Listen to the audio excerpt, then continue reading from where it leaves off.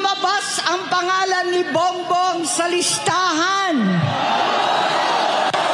Nakasama siya sa listahan ng mga celebrities, mga artista, Maricel Soriano at iba pa. Masinsinan ko. Anong ganap sa mundo ng showbiz? Nagulantang ang publiko matapos silahad ni Senadora Amy Marcos na hindi lamang si Pangulong Bongbong Marcos ang nasama umano sa listahan ng mga personalidad na konektado sa iligal na droga noong panahon ni dating Pangulong Rodrigo Duterte.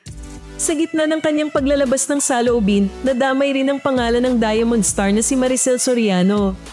Ayon kay Amy, lumabas si Soriano sa listahan ng mga celebrities na umano'y may kaugnayan sa issue, bagamat hindi malinaw ang pinanggalingan o batayan ng listahan.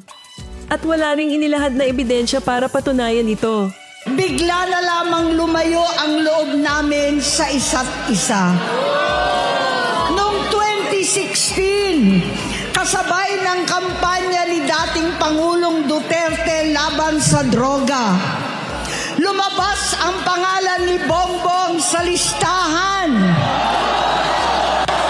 Nakasama siya sa listahan ng mga celebrities, mga artista, Maricel Soriano at iba pa.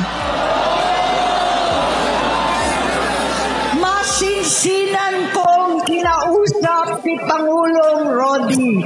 Halos manikluhod ako. Sinabi kong ayon sa kapulisan, dapat unahin, usigin ang mga pusher at saka na lamang sagipin ang mga user. Naligtas si Bongbong. Habang patuloy ang usapan online, wala pa ring opisyal na pahayag mula kay Maricel Soriano o anumang ahensya na nagkumpirma sa umano'y listahan. Pero ang tanong ng netizens ngayon, bakit ngayon lang ito inamin ni Senator Amy at sino pa kaya ang mga pangalang hindi pa niya binabanggit?